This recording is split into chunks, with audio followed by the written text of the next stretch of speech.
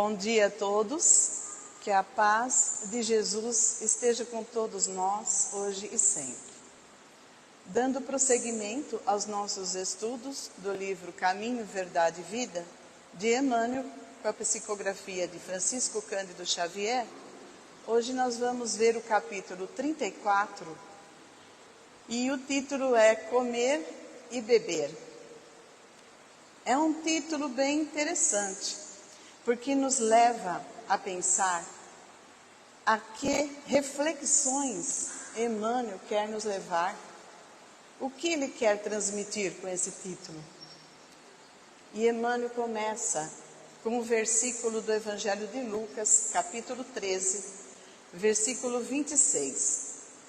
Temos comido e bebido na sua presença, e tens ensinado nas nossas ruas. Essa fala de Jesus parte de uma parábola que envolve um pai de família que, entrando na casa, fecha a porta. Aí algumas pessoas batem na porta, mas não são recebidas. E dizem: mas nós comemos e bebemos na sua presença.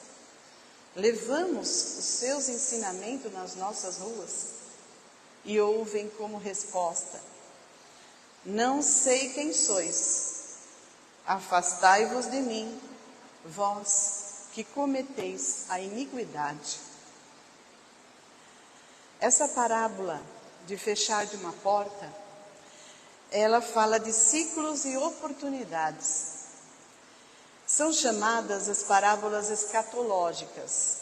Escatológicas vem do grego eschatos e está relacionado ao fechamento de um processo, fechamento de uma porta, que trata aí do fim dos tempos. No contexto do Evangelho, sobre a ótica do Espiritismo, o fim dos tempos não é entendido como o fim do mundo, ou o juízo final, como muitas vezes se entende, né? Mas é entendido como o fechamento de um ciclo, como o fim de uma encarnação, em que a pessoa negligenciou os ensinamentos do Cristo, né? E ficou ali desatento aos valores do Cristo e da vivência do Evangelho. De repente, a morte, vem a morte. E a porta se fecha. Aí a pessoa vai precisar lidar com as consequências dessa negligência e da não valorização do tempo. No entanto, a misericórdia divina é infinita e o espírito receberá uma nova oportunidade em uma próxima encarnação. Isso pode ser entendido como o fechamento de uma porta e a abertura de uma nova oportunidade para se aproximar dos ensinamentos de Cristo. As parábolas escatológicas também podem se referir ao momento atual que estamos vivendo aqui na Terra, que é o fechamento de um ciclo evolutivo. Em um mundo de provas e expiações, para dar lugar a um novo ciclo, a um mundo de regeneração, rumo a um futuro mais feliz, mais dadivoso, mais adiante. Portanto, a parábola do fechamento da porta pode ser interpretada como a situação de espíritos que, apesar de terem recebido inúmeras oportunidades aqui na Terra, permanecem obstinados, resistiram ao bem e à renovação. E então, assim, essas oportunidades de estar aqui se encerram, né? E eles serão realocados em outros planetas, em outras escolas, onde continuarão a sua evolução. Assim como aconteceu com os espíritos exilados do sistema de capela que vieram para a Terra. os espíritos que são levados para outros processos educativos, vamos dizer assim, também serão amparados pela misericórdia divina. Eles passarão, sim, por expiações e provas, ajudando as comunidades onde serão realocados e também contribuindo para o seu próprio progresso. Eles poderão realizar muitas coisas, levando o que já sabem, o progresso de que já são portadores, para um local que está carente desse progresso. Então, a parábola do versículo de Lucas, que Emmanuel nos trouxe, fala sobre as justificativas daqueles que não conseguiram entrar, alegando terem comido e bebido junto com Jesus e levado os seus ensinamentos adiante. Podemos entender que Emmanuel nos apresentará uma reflexão sobre essas justificativas, onde comer e beber terá um sentido simbólico. Ninguém na Terra, além de respirar, consegue viver sem água e comida. Portanto, comer e beber será visto como um símbolo da vida material, da vida fisiológica, dentro do contexto do versículo e do documentário de Emmanuel. E Emmanuel começa assim: o versículo de Lucas, aqui anotado, refere-se ao pai de família que cerrou a porta aos filhos ingratos. O bondoso Pai nos concede tudo por meio de sua bondade e misericórdia. No entanto, muitas vezes,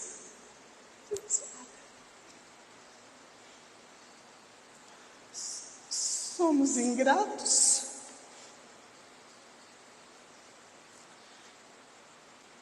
Não valorizamos as oportunidades e o tempo que nos são dados.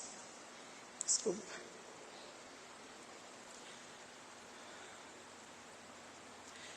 Perdemos as oportunidades e o tempo, fechando a porta para nós.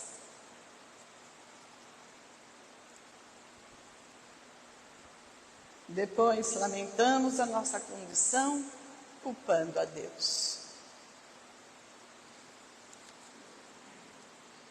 No entanto, somos nós os responsáveis por encerrar essa porta.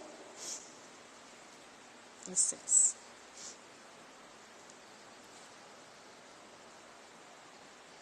Essa lição é muito profunda, mexe com a gente, né?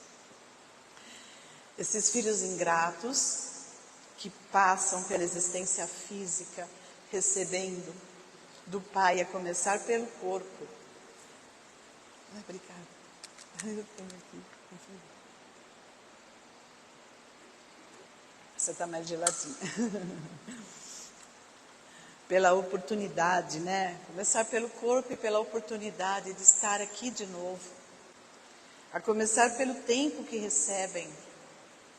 Vivem apenas para satisfazer as suas necessidades do corpo, comendo, bebendo, dormindo, focando apenas nas necessidades materiais e acumulando recursos sem buscar valores mais profundos ou buscar uma conexão mais intensa com Deus. Eles se restringem a isso em um processo de profunda ingratidão.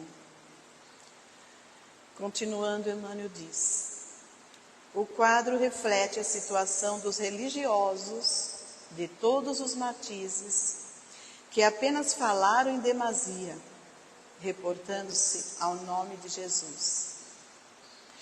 Aqui, Emmanuel está falando sobre as pessoas religiosas que têm o conhecimento espiritual, mas não o aplicam em suas vidas.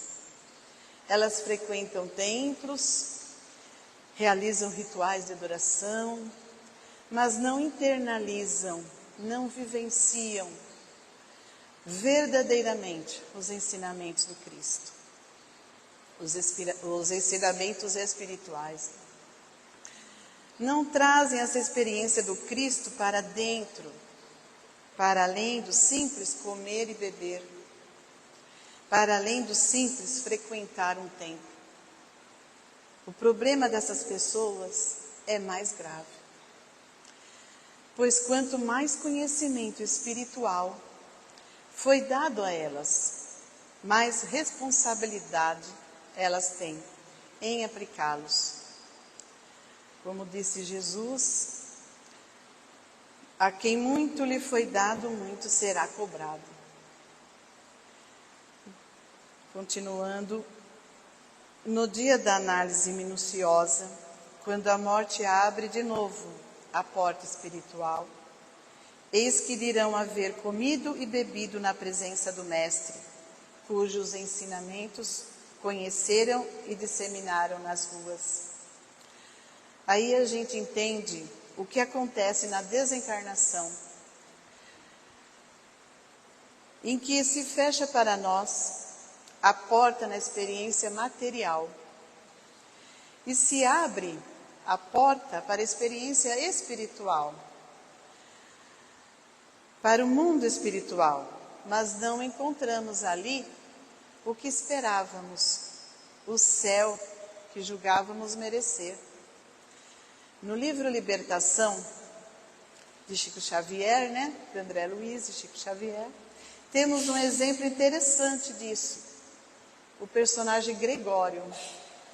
Ele havia sido papa numa encarnação.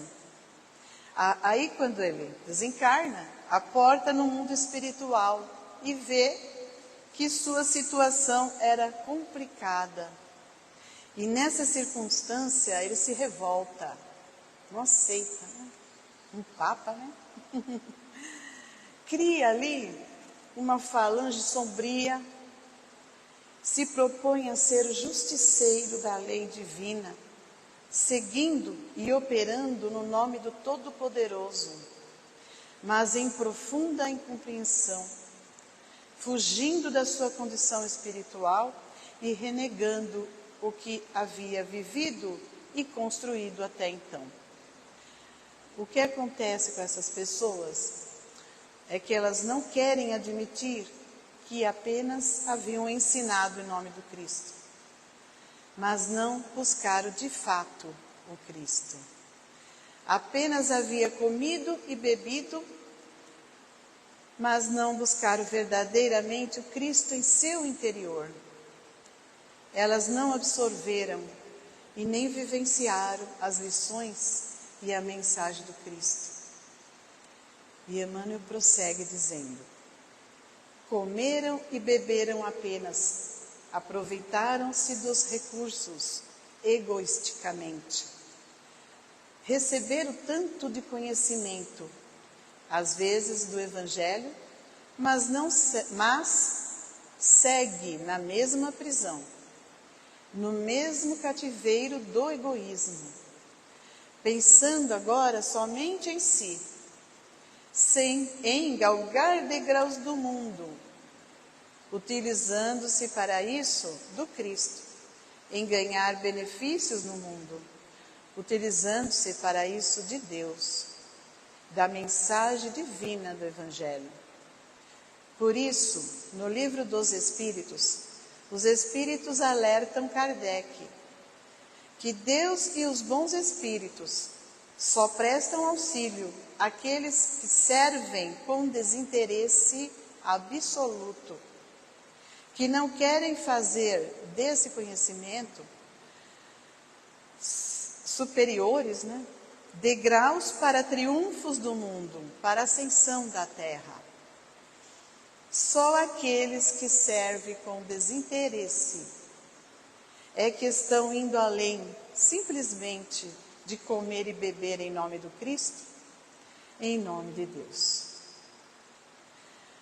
Comeram e acreditaram com a fé intelectual, beberam e transmitiram o que havia aprendido de outrem. Assimilar a lição na existência própria não lhes interessava a mente inconstante. Então, algumas pessoas apenas repetiam o que aprendia dos outros, né? Mesmo que tenham aprendido com grandes nomes, grandes exemplos. No entanto, elas não buscam aplicar esses exemplos em suas próprias vidas. Elas apenas repetiam as conquistas dos outros, transmitindo uma mensagem que não tinha valor ou impacto. Por quê? Pois não havia ressonância em seus corações. Paulo fala sobre isso na primeira carta aos Coríntios, no capítulo 13. Se eu não tivesse caridade, se eu não tivesse vivência real, ainda que eu falasse a língua dos homens e dos anjos, eu seria apenas como um símbolo que retine. Eu seria só barulho, porque não existia ressonância no coração. Símbolo é um instrumento, né, musical, uns pratos, né? Que é para quem não sabe. Então, Paulo destaca aí a importância da caridade e vivência real em nossas palavras e ações, para que não sejamos como um barulho vazio. A mente inconstante, mencionada por Emmanuel, está ligada à forma como nossa mente muda constantemente, sendo estável e passageira, assim como na matéria, né? Ela só consegue se preocupar com coisas que são passageiras e reflete essa inconstância. Por outro lado, as construções do espírito requerem tempo, disciplina e paciência. Elas exigem que tenhamos uma mente constante. Uma mente disciplinada consegue manter o foco e a constância, mesmo diante dos problemas, das mudanças e dificuldades que temos na vida. Porque busca por valores duradouros e permanentes. Não podemos mudar como nos sentimos por dentro ou nos livrar de hábitos negativos, a menos que tenhamos uma mente que esteja sempre focada, disciplinada e persistente. Jesus disse que é através da paciência e perseverança que ganharemos a nossa alma, como está escrito no Evangelho de Lucas, capítulo 21.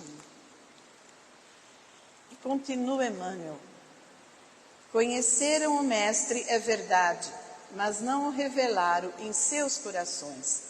Algumas pessoas poderiam ter estudado muito sobre Jesus, frequentado os templos, os centros religiosos, lido o Evangelho diversas vezes. No entanto, elas não conseguiram demonstrar o verdadeiro espírito do Cristo. Quando eu realmente absorvo os ensinamentos de Jesus, como se fosse o pão da vida, ele se torna parte de mim. E eu passo a revelar esse espírito aos outros corações, às pessoas com quem eu convivo.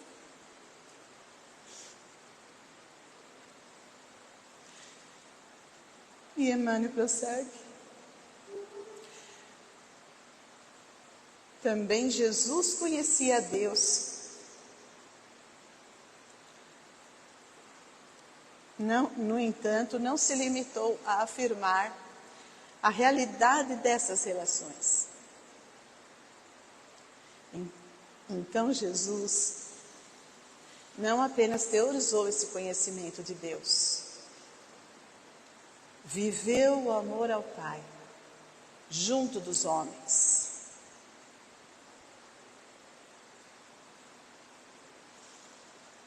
ensinando a verdade, entregou-se à redenção humana, sem cogitar de recompensa. Então, não é suficiente apenas acreditar em Deus. É preciso colocar essa crença em prática.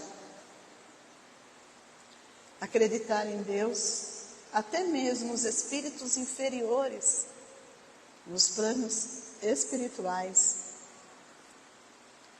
tem conhecimento da existência de Deus. O Gregório, do livro Libertação, ele acreditava em Deus. Sabia que existia Deus. Se colocava ali como justiceiro da lei divina. Agora, como é que ele expressava essa crença? Com atos completamente diferentes daquelas que estão em harmonia com a lei divina. E como é que Cristo expressava essa crença? Essa é a diferença entre expressar simplesmente, crer simplesmente, comer e beber na presença de Deus. É mais do que isso. É crer e refletir. Assimilar o Cristo em nossa vida. Assimilar as leis divinas em nossa vida. Emmanuel continua. Entendeu as criaturas antes que essas o entendessem. Concedeu-nos supremo favor. Com a sua vinda, deu-se em um holocausto para que aprendêssemos a ciência do bem. Jesus entendeu a nossa pequenez espiritual, compreendeu a condição em que se encontrava a criatura humana. Jesus demonstrou a sua fé por meio de gestos de compreensão, amor e misericórdia. Ele nos deu exemplos vivos dos princípios fundamentais e missões essenciais dessa prática do bem. Jesus corporificou essa vontade divina e o verbo divino em forma de ações e realizações. Jesus havia assimilado essa sabedoria divina, era parte do seu ser. E Emmanuel diz: não bastará crer intelectualmente em Jesus, é necessário aplicá-lo a nós próprios. Apenas ter fé, sem demonstrá-la através de ações, não é suficiente. É uma fé vazia, sem vida, uma fé morta. Não basta ter apenas crença, porque tanto nos planos mais elevados, quanto nos planos inferiores, existem aqueles que têm crenças. A questão é a coerência associada a essa crença, porque isso é o sentido mais original da fé. Fidelidade e coerência entre o que sei e o que faço. Fidelidade entre o que a consciência já consegue entender das leis e aquilo que eu vou realizar. O homem deve cultivar a meditação no círculo dos problemas que preocupam cada dia. Ou seja, a gente tem que pensar mais do que simplesmente a busca material. Refletir, meditar.